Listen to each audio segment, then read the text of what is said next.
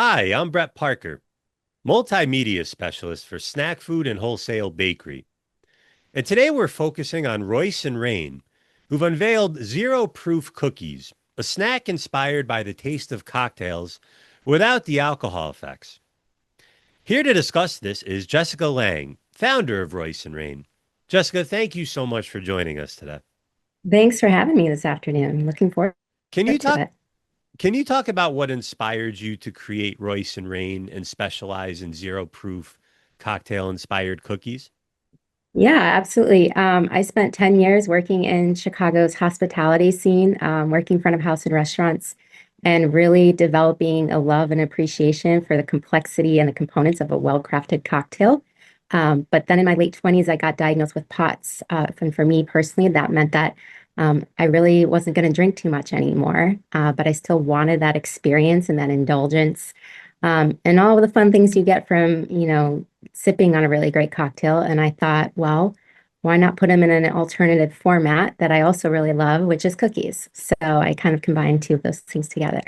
So can you kind of walk us through how Royce and Reigns cookies achieve an authentic cocktail flavor while Yeah. remaining zero proof after baking? Sure. So I bake with authentic flavor by using real spirits. It's important to me to be as authentic and as clean as possible when making these. And through the cooking process, that alcohol bakes off. So it would be kind of like if you were going to have, say, like a vodka marinara type of sauce. And the spirits themselves go into the fillings of the cookies. And then I sandwich them together. Here at Snack Food and Wholesale Bakery, we're always on the lookout for unique gifts or unique options within a snack brand. And I feel like the cookie flight with this is very unique. And I was wondering if you could talk a little bit about that and why you feel it's so special, that it's a very special option for customers. Well, when I was picking the flavors that I wanted to debut with, I thought of, what resonates kind of with the most people, but still also gives a wide variety. So when I came out with the flight, I said, okay, I definitely want to go off of, three different spirit bases. And then was just kind of looking at what do I see, the most on the cocktail menus of the restaurants that I've been in. What do I observe people drinking the most? And when I started formulating, several years ago, and I think it's still kind of true today, it's the espresso martini, the margarita, and the old fashioned. They're tried and true classics that have, really wide, there's a lot of people that love them, but they're also, very different. An old fashioned is much bolder and, boozy, if you will, than like a margarita that's really fresh and citrusy. What do you feel are the biggest challenges of crafting a snack product such as this?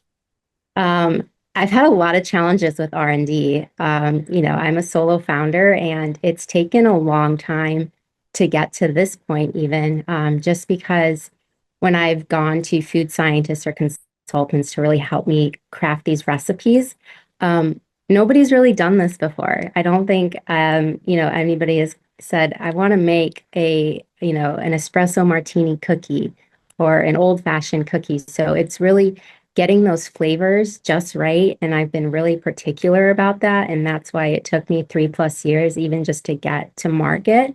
Um, because the whole idea of the brand is that you take those first couple of bites and those flavors really resonate and remind you of the cocktail.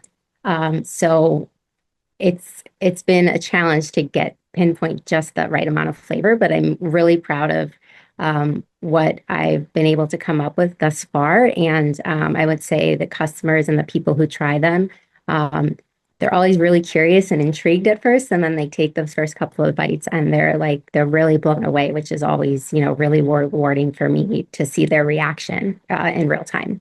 Now, you've already mentioned how your personal experiences influenced the creation of your brand's products. Was there any specific consumer data that also held influence over these products? I think for me, it was some of it was a little bit of what format do I not want to do, actually. So when I was thinking of how can I still experience these flavors and this complexity, the probably most obvious route would have been to do a non-alc, ready to drink sort of product. But that market is really saturated. And I didn't want to really play in that space. And also, being true to myself and what I love to do, I love to bake and I love to be creative. Um, and I love to do it my way and not be like everybody else. So I figured what format would make the most sense. Another thing I considered was cake, but the obvious thing there is you throw the spirit flavor into frosting, and that's something that can be easily replicated. So it was, my biggest challenge, but my biggest opportunity was how can I be different? And I think I've achieved that with these. Yeah, you absolutely have. It sounds like a very unique product. Well, that's all the time that we have for today. Jessica Lang of Royce Reign, thank you so much for your time. We really appreciate it. Thank you again for having me. It was nice to chat with you. Absolutely. And thank you all for watching.